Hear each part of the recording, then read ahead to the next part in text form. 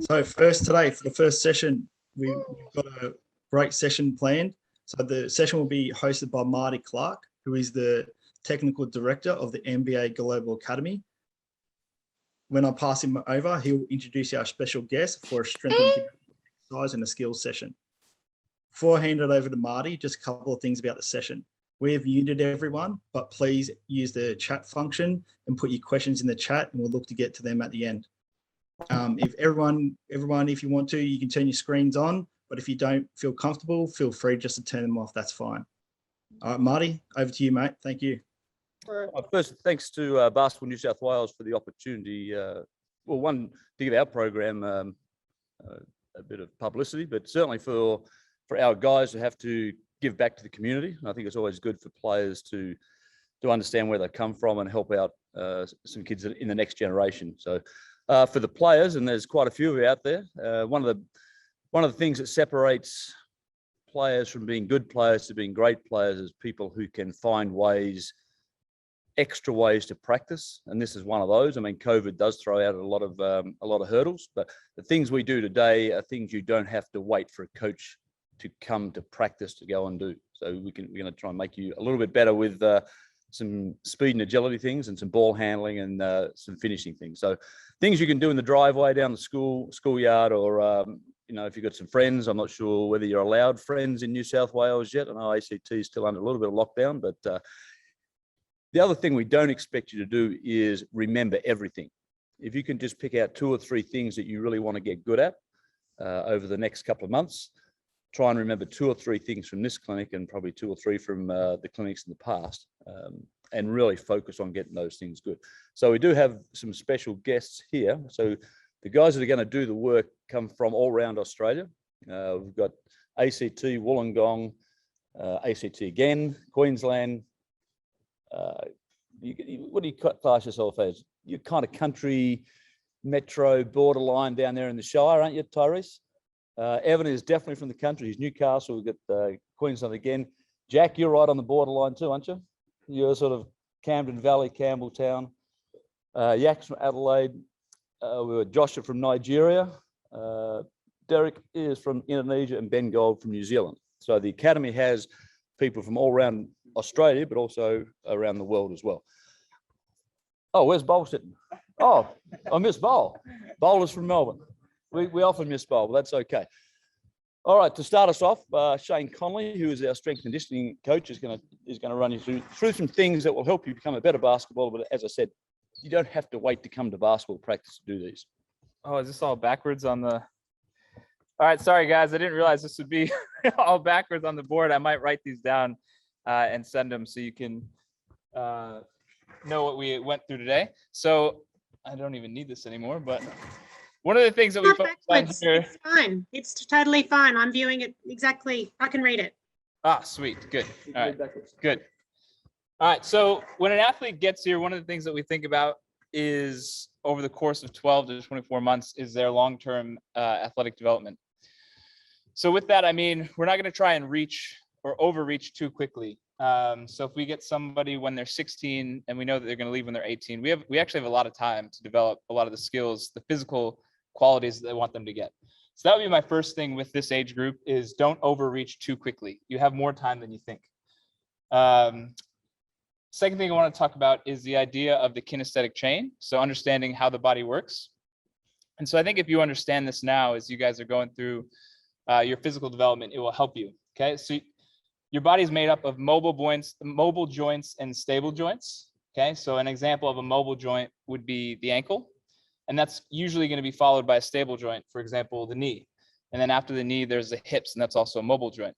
So as you're going through your training, and you know that an exercise is supposed to work a certain thing, you need to know whether or not it's a mobile or a stable joint and what you're trying to get out of that exercise. Third thing I want to talk about was tissue integrity and the idea of progressive overload. So tissue integrity is the idea of strengthening the soft tissue around the muscles and the joints and making sure that your body is ready to become stronger and more powerful. Okay. And so muscle and tendon are different. The muscle will get stronger quicker than the tendon. So if all we did was get in the weight room and get the guys really strong and then had them go out and be as powerful as they could. What actually might end up happening, what you see with like patella tendinopathies, is their tendons aren't ready, their muscle, their quad, their legs have got stronger, but their tendon has not caught up yet. So you just have to be aware of that in your programming. All right, so now that I've got those 3 ideas out of the way, what I'm gonna do is the guys will start to come out and we're gonna go through the elements of a warm-up, running technique, and some plyometrics. And all this stuff is with the idea of improving their athletic development. We usually work these into the beginning of practice. All right, so I need 6 guys to step over to the baseline. Okay, so we're gonna have 6 guys. And normally what would happen, we're not gonna do this first one today, but the first thing I do is get your heart rate up for at least 3 minutes. Okay, so the idea of getting your heart rate up is to get the blood pumping, it warms up the muscles, and it just gets the body primed and ready to start working. Okay, so once we do get the heart rate up, we'd go into the second one, which is activation or isos. Okay, so this is basically making sure that the muscles and the tendons are working properly. Once we get through number 2, we move on to a dynamic stretch. I definitely prefer doing the dynamic stretch after the activation and isos in most situations. And then from there, we'd move into some sort of competition simulation, something that's going to make you have some decision making, change direction. Okay, and this one can be a part of the practice with skill work after the dynamic stretch, or it can also be a fun game. Today we will play a fun game. All right, so we've got 6 guys lined up on the baseline. So I need 2 guys to the foam pads, 2 guys to the bands, and then 2 guys just not to the jump ropes, just move over. All right, so Jack and Bull, we're gonna get into a split stance, okay, with a floating heel. Okay, so the idea of the floating heel is that front leg, you can see their heel is off the ground. Okay, that's gonna put, and they're leaning into that front leg, and that's gonna put a good amount of load through their patella tendon. Okay, so this is a really good way for you pre-practice, if you have some soreness through your knee, to get it warmed up. And it also, research shows that if you can work through isometrics where you hold it for a certain period of time, it actually decreases your pain for the next 45 to 60 minutes. So what we're gonna have them do now is a switch, okay? We try to get them to switch as quick as possible and maintain balance, okay? So we usually go 15 to 20 seconds. If there's somebody that we know has knee pain, we might try to work up to a minute in this exercise. Good, thanks. Okay, next 2 guys, Joshua and Yak. They're gonna put the band around their knee, just below their kneecap. Okay, so we're gonna do some glute activation here. Okay, so we're gonna call these standing clamshells. So get in an athletic position. Okay, and they're gonna let their knee go in just maybe 3 to 5 centimeters, and then they're gonna push it out. And they're gonna use the band as resistance. Okay, we'll go 10 each side. Okay, so what we're doing here is we're using our glutes to move that band and really control the band. So as you push it out, once you get it out, it's gonna wanna pull your knee back in. You've gotta control it as it comes back in. Good, okay, so as they're finishing up, we've got Ben Gold and Luca Yates. They're gonna stand, there's a foam pad on a blue foam pad on the ground over there. I don't know if you can see it. Okay, so they're gonna stand and balance on that foam pad. We're gonna try to get that knee up to 90 degrees. Okay, and we're just gonna spend 10 seconds balancing here, working on proprioception through the ankle. Okay, when they get to 10 seconds, they can switch.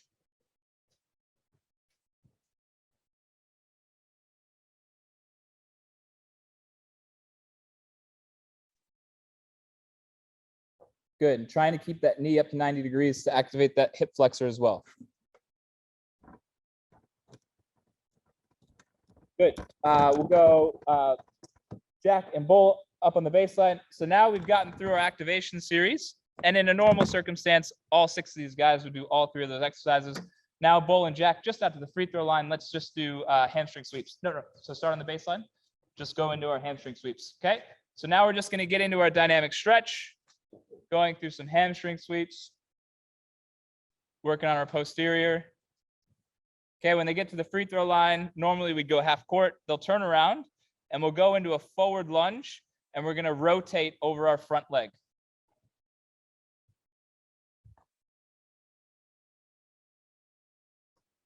Okay, so we're warming up our lower body there. We're also getting some thoracic mobility, some rotation there. Okay, then Joshua and Yak are going to step up, go into a quad stretch out to the free throw line. Nope, you don't need to bend anymore. So quad. Yep. Okay, and if you can maintain your balance on this one, you can try to get up on your toe to get a little bit of work through your Achilles and your calf. Okay. Turning around, then they'll go straight into, we'll go toe walks. Okay, so they're going to get up on their toes and they're going to stay high up on their toes all the way back. All right, good. So at this point, we'd be into our competition simulation. So I need our spike ballers out here. You want to grab it and set it up over there. Okay, so spike ball. It's a game that has similar rules as volleyball. In how you can use your teammate, pass it back and forth only a couple times. So they're going to play a game to 5. Who are the teams? So it's Tyrese and Evan versus Ben and Alex Tui. Okay, this is a fast-paced game. It's fun. It's a great way to get some energy pre-practice. All right.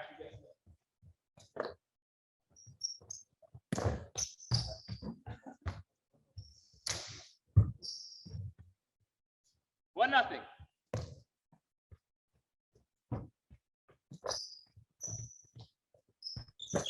Ooh. Is that 2?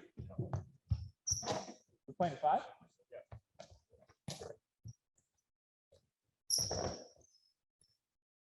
Okay, so in this game, you have to get low in a stance. You got to be ready to move.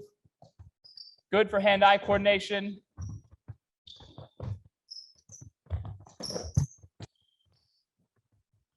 Ooh, this is a good point.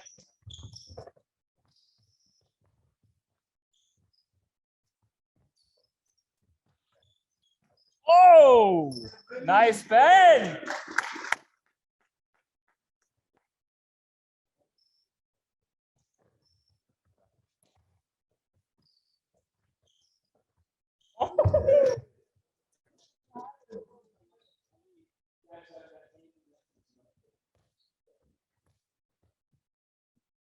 You guys are going to go to that base. I'm going to adjust it.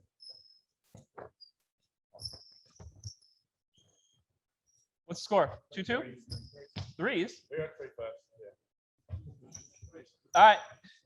You guys are off. Good job. Good job. We're going to end it with a tie just due to time. That was some pretty good points from these guys. All right. Next thing that we're going to do. We've got our guys up. We're going to do a little bit of running technique. Okay. For this age group, the ability to run efficiently and effectively, I think, is really important towards just general athletic development.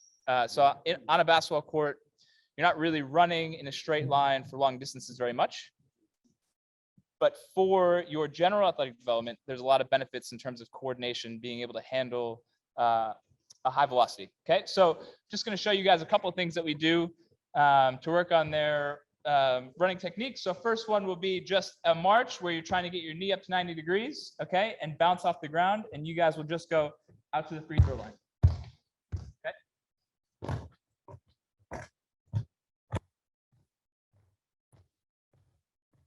Good, stop.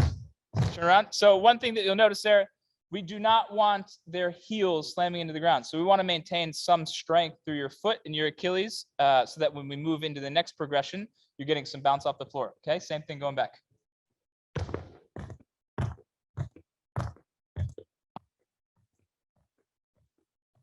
Okay, good. Now that they've got the basic movement, we're going to move into an A skip. Okay, so this is, you guys remember this one? Okay, we're going to see who can get it done. Okay, go. Free throw line. Not bad. Okay, turn around, go back.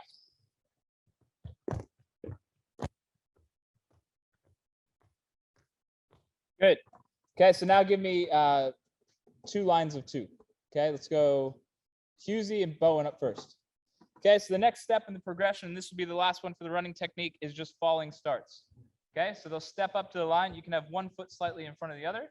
They will allow their nose to dive forward, and then when they've sort of pushed themselves out, they will drive their feet and accelerate, and we'll just accelerate through the free throw line. Okay. Okay, good. Okay. Good. Okay, and the reason we do falling starts is sometimes it's hard for you to feel the position of getting yourself over that front knee. Okay, good job. Thank you, guys. All right, I need my plyo guys out. Okay.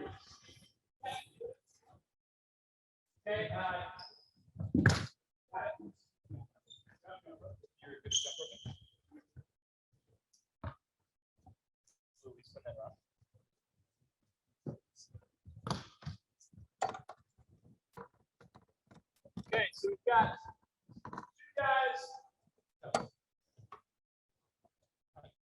We've got 2 guys with jump ropes and 2 guys, or skipping ropes, sorry, and 2 guys without them. Okay, so if you do not have a skipping rope, we can do pogos. Okay, so we do these at least once a week. So this is where this would be an extensive plyometric. Okay, so this is a low intensity plyometric. Ben and Yak are both going to just using their ankles pop up off the ground, and let's do 15.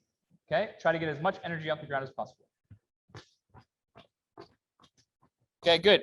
Again, these are really good. These are beginner plyometric exercises. Okay, these are going to help you with strength through your ankle and your Achilles. Okay, if you don't, we've got our guys with some skipping ropes. Okay, we try to work up to 3 minutes of skipping by the end of the semester. Okay, so let's just go. Okay, and we'll work through different foot patterns. So I can say right foot, left foot, triangle, 2 feet. Okay, and we're just working on coordination and plyometrics. Good, you can put the skipping ropes down. Okay, next thing that they could do, they're gonna come out behind these hurdles. Actually, might be better going this way. Okay, no, this way.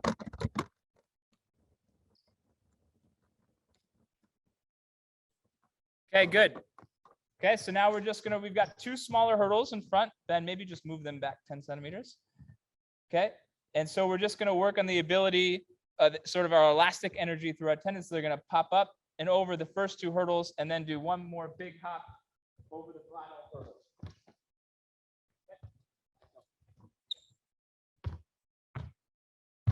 Good. There you go. One more time. Okay, one of the reasons I really like this exercise is basketball is rarely played in one effort, right? So we're not just going to stay in the weight room and do box jumps. We're going to put them in situations where they have to do 2, 3, 4 efforts, like with these hurdles. One more time.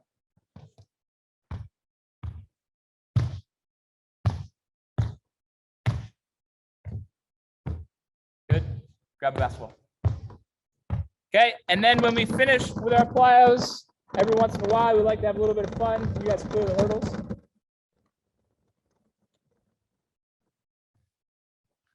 Okay, dunking a basketball is a skill. So sometimes after our plyometrics, we get the boys to come out and we give them a chance to do a couple dunks. Who's up first? Ben Gold from New Zealand is up first.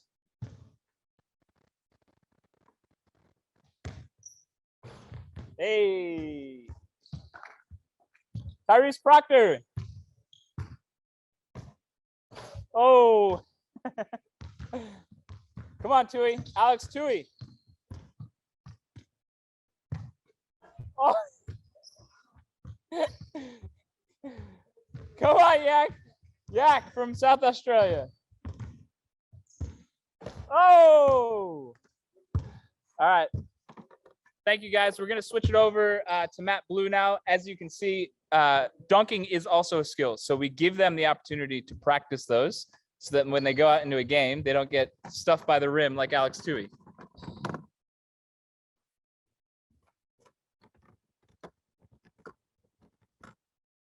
What's up, everybody? We're going to go over some pre-practice ball handling that we use every day. So Some days we go 1 ball, some days we do 2 balls, some days we do 2 ball with partner passing, but it's all stuff to get you ready for practice. Usually it's in the first 10 to 15 minutes of practice every day. When we start these things, usually you have to know a couple things. You have to be in athletic stance, knees bent, all right? You don't want to be hunched over. You want to have your back straight, proud chest. You want to pound the basketball through the floor, okay? It's really important to play with a hard dribble. When we do this, you want to make sure you're keeping your eyes up, all right? Younger players have a tendency to look down at the ball because they're scared they might lose it. Don't be afraid. It's okay to lose the basketball every once in a while because you're pushing yourself to the limit. So that's a huge thing. For me, especially with youth players, I like starting everything with their left hand. I want to get 2 times the amounts of reps with their left hand than I do with the right. So every time we start one of these dribbles, we're going to do what I call 8s first. So it's going to be 8 reps. The first 2 reps are going to be stationary. Everything else, 8 reps stationary. Then we're going to go on the move. You go left hand first, down and back, and then right hand, down and back. So I've got a bunch of guys out here ready to go. Shane doesn't want to help moving this.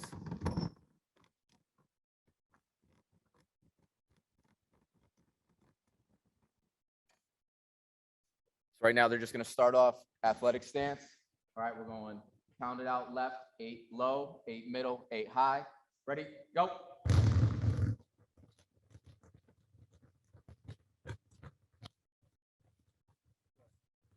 Once they finish, they should slap the ball like they just got a rebound. Next time they're going right hand, low, middle, high. Go.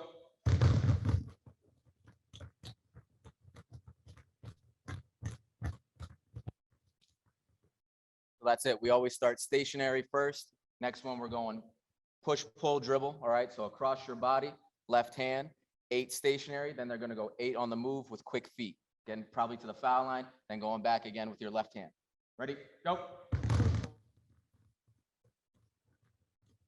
You want to make sure you're getting your shoulders and your hips involved in the move, okay? The defender, back and forth.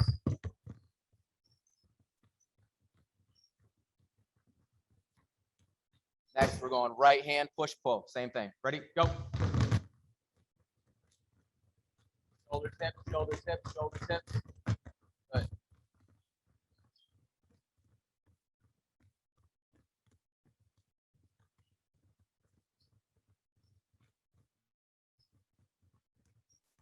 Next one, we're going ball starts in your left between cross. All right, you want to make sure you're staying low, snapping back the ball. All right, playing outside of your hips.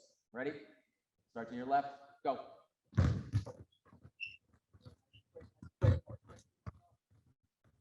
8 stationary, then we go 8 on the move.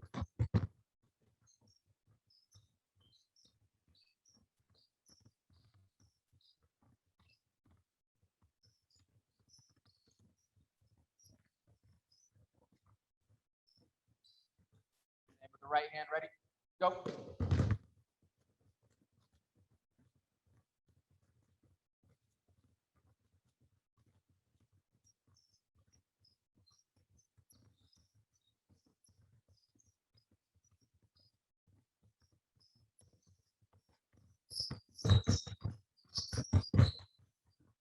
Again, it's okay to lose the ball. You want to be pushing yourself to a different limit every time. You don't want to be going so slow that it's easy for you, right? You want to push yourself. Now we've done a couple combo moves. We're going to get into a triple move. So we'll go cross, cross, between. All right. This one, obviously, it's going to change hands every time. So it's going to alternate. So cross, cross, between, 8 stationary, 8 on the move. Ready? Go. Keeping the ball nice and tight. Watch Evan Kilminster right in the middle. Doing a great job. Eyes up, eyes up.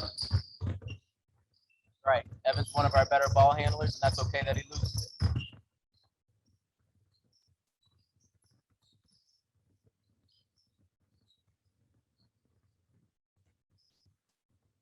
Last one, we'll go cross between behind. Cross between behind. Ready? Go.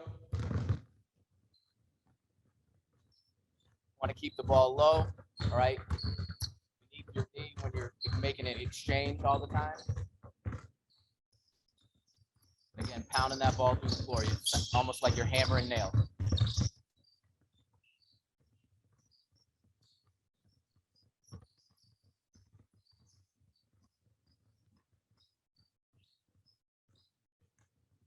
thank you to my ball handlers. We're gonna go with a drill we use again during skill development and a little bit of free practice, where we're gonna work on ball handling and finishing, okay?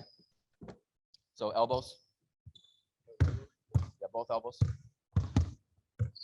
What we're gonna do here is we're gonna go, ball's gonna be on your inside hand. So if you're on the right elbow, ball is in your left hand. We're gonna go pound, split between, all right? And then I'm gonna call out a different finish. So the first finish we're gonna do is gonna be pound, split, finish 1 foot overhand, okay?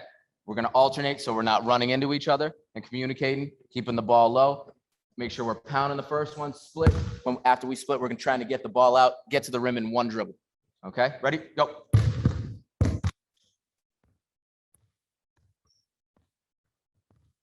Good, tight with it, throw it out.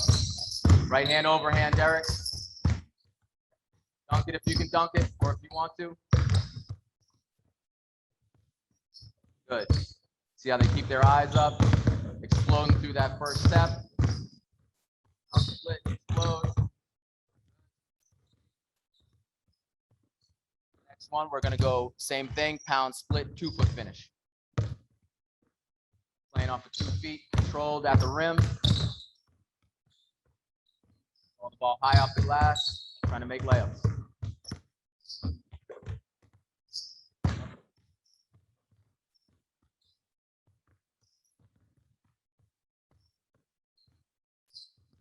For us, every time you miss a layup in practice or you miss a free throw, you go off to the side when something happens. If you're out of a drill and you have to do 2 push-ups, all right? So these guys should be counting their push-ups right now.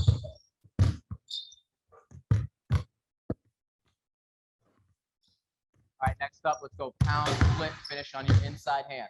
Pound, split, inside hand finish. We want an inside finish, underhanded. All right, reaching away from the defense. Get the ball out and extend.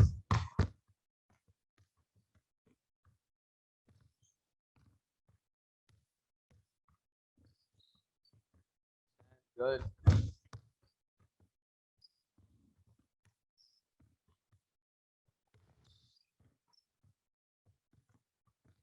Next, we're gonna go pound, split. Go ahead. Next one's up. We're going pound, split, pro hop to the middle. Again, playing off 2 feet, controlled. Good, Tyrese. Good, Derek. Nice. Then go.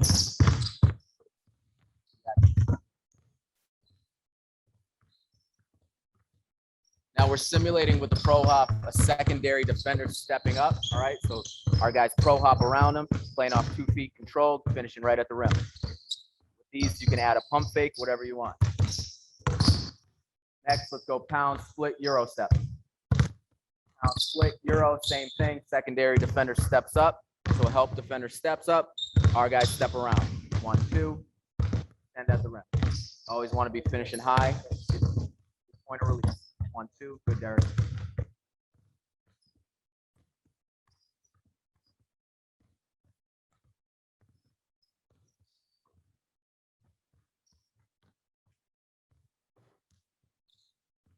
Joshua just got here.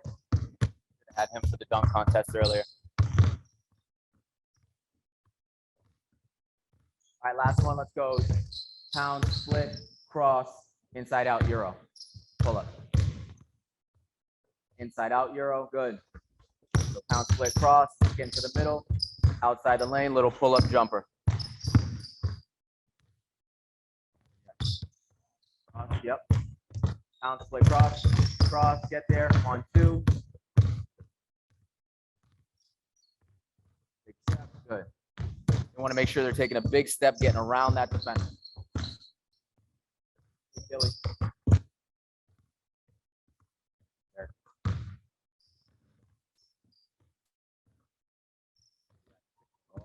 That's 2. All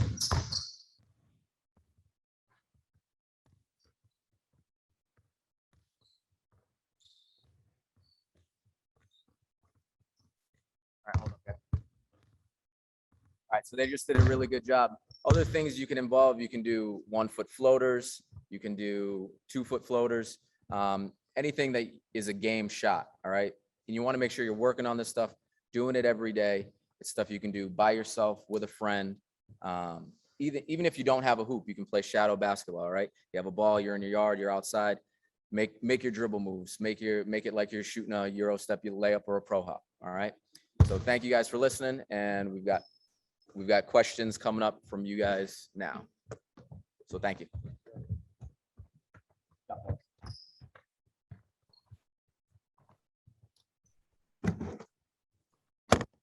Okay, how do you want to run the question and answer session? Yep. So I've got some questions. So there's been a heap that's been sent through, but we probably won't have time to get to all of them, but we'll see how we go. First question was from Naomi. This is probably a question for Shane. How do you increase your vertical leap? Yeah, that's a good question, and I probably should have addressed this in the beginning.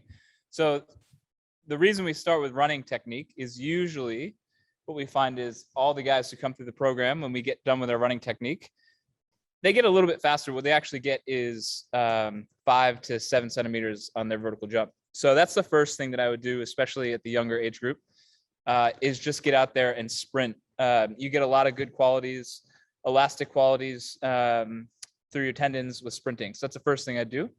And then the second thing is I encourage these guys to get out and spend 20, 30 minutes a week to just practice their dunking and jumping on their own. And then the third thing that we do is in the weight room, we compare sort of some of the hurdle plyometric exercises that we do with maybe a more traditional exercise like a front squat or something. Okay, perfect. I think that will help with Naomi. Thanks for that, Naomi. We have an athlete who's struggling a little bit right now with getting some motivation to train during lockdown. Maybe to the athletes, how do you find the motivation to keep training during lockdown? All right, Tyrese will answer this question. Not that he struggles with motivation at all. He's in here all the time. During lockdown. So what can you do? Yeah, so motivation during lockdown, probably think about like when the lockdown ends sort of thing, like what are your goals in life? What do you want to achieve and accomplish, and sort of just really try and push towards that. So yeah, just map out your goals and stuff, and then just try and, you know, encourage yourself and push towards your final goal. Okay, great. Thank you. Appreciate that. So some other things you can do is just compete with yourself. Just have, keep a diary of what you've done and how many shots you've made, or how many dribbles you've done, or how many passes or whatever. And each day, just try and get better each day. Just try and get one better each day. Yep, that's some great advice. Maybe to another athlete, how many hours roughly do you train a day down at the NBA Academy? Introduce yourself.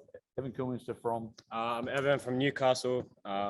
Roughly every day we train about maybe 3 to 4 hours. So some days we'll have team practice, and other days we'll have weights and shooting. That varies every day. So we do team practice about 4 times a week, and weights 3 times. We're in the gym. So. Okay, great. Next one's probably more of a question for Marty. How many NBA academies are around the world? Well, there's one in Mexico City. So the Latin American one in Mexico City. India, that's in a bit of a pause at the moment. The COVID situation there is not great. And Africa has one.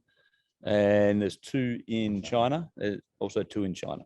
So, yep. So that's it at the moment. Okay. All right. Perfect. Maybe a question to one of the athletes. What is your favorite snack to eat before a game? Oh, Joshua, come and answer that one. Your favorite snack before a game? What do you think is good before a game? My name is Josh from Nigeria. Favorite snack would be Grease Monkeys, I guess. No, before a game. Before a game. Grease Monkeys is a burger place in Canberra. What about before a game? What do you like to eat before a game? I don't like to eat before a game though, because I feel like I can't play eating before a game. So I don't normally eat before I play. Okay. Yep. No, that's fair enough. Wait, if you play, let's say a 7 o'clock game, what are you having for lunch maybe? Some rice. Yep. Rice, veggies, and I'll probably go with some dessert too. Fruit. Some fruits too. Yeah, it helps. Okay, perfect. Sounds good. Question from Xavier. He sent it through about 7 times, so we'll have to get to this one. To one of the athletes, who is your favorite all-time NBA player? So who's your favorite all-time NBA player? Hi, my name's Alex Tilley. I'm from Canberra. My favorite NBA player of all time is Patty Mills because he went to my school. And I think he's a great player and all the work he's done for Australia and the community. Yeah, mate, 100% agree. I think there's lots of people in this call who agree. Someone asked, Eleanor asked, why did you start playing basketball? That was your answer. Why did you start playing basketball? Why? Just where you can see yourself.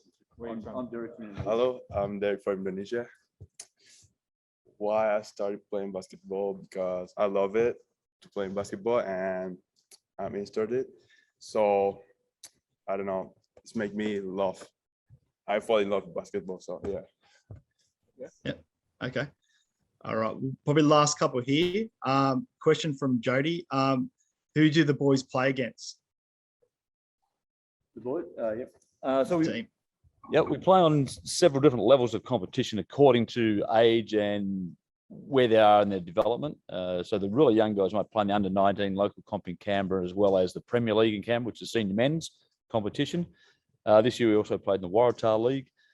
And we play a lot of international events, obviously not this year because of COVID, but we've played at the G League Showcase in Las Vegas. We played at the Barcelona, the La Hospital tournament in Barcelona against the best European juniors. We're going to play in a prep school tournament, which is linked in with NBA All-Star Week in February. So when the NBA All-Star Week's on, there's a camp there and we're playing in games there. And then we go to the Final Four, NCAA Final Four, and play some games there. Exhibition games, obviously not in the Final Four, but and then as a team, we'll play in the Australian Under-20 Championships as well. So last year was Mackay, and then this year we'll be back in Mackay in Queensland. Yep. And then we go to Atlanta in July and play in all the academies from around the world come. We play and we invite teams from Europe and teams from the USA and play in a tournament there. So there's lots of tournaments, exhibition games against US colleges as well. In the end, if you played every game, and no one does this, but if you did play every game, you'd play about somewhere between 70 and 90 games a year. A lot of games. It's pretty good. A lot of games. Pretty good opportunity down there. Highly requested person down there, Josh Dent. I've got a question for him. Question. Hey, mate. Just a question. How did you going through the quarantine process down in Canberra? How was it down there? It was pretty long experience, but having the boys check in on me always helped. And I got some equipment dropped off. So I was always trying to pretty much prepare myself for when I get out to kind of adapt to the environment the best I could. Yep. But yeah, it was overall not a terrible experience. Probably worth it in the end, knowing that New South Wales is still pretty much all in lockdown. So, Mate, we're going to be for a little bit longer, I think. Yeah. No, thanks, mate. Last question. We'll get this from Emily. How many people are in the team? How many people are in the team? We have, obviously, we work in conjunction with the COE. So we have a maximum of 16 scholarships, which 5 are dedicated to Australian spots. We have usually 9 or 10 internationals here, and we leave 1 or 2 spots open so we can have visiting athletes come and go. So if we had a full roster of players, there'd be 16 Global Academy and then 12 COE players, and we do everything together, and we have an ability to move between the 2 programs. So the 2 programs combined is 28. Okay. All right. No, well, look, that's all we got time for. I think that was a great session with a lot of takeaways for our junior athletes to go practice at home and keep busy during this tough time. Big thank you to Shane and Matt for your time. Thanks for all the athletes. Thank you for your time. Marty, thank you. Big thank you for allowing us to have this access down there. It was really good. Josh Boyle, thank you again for the acknowledgement of country. And everybody who's jumped on this call, great job trying to work on your game and get better in these times. I hope to see you in the next session. We've got a really good session about goal setting and self-regulation.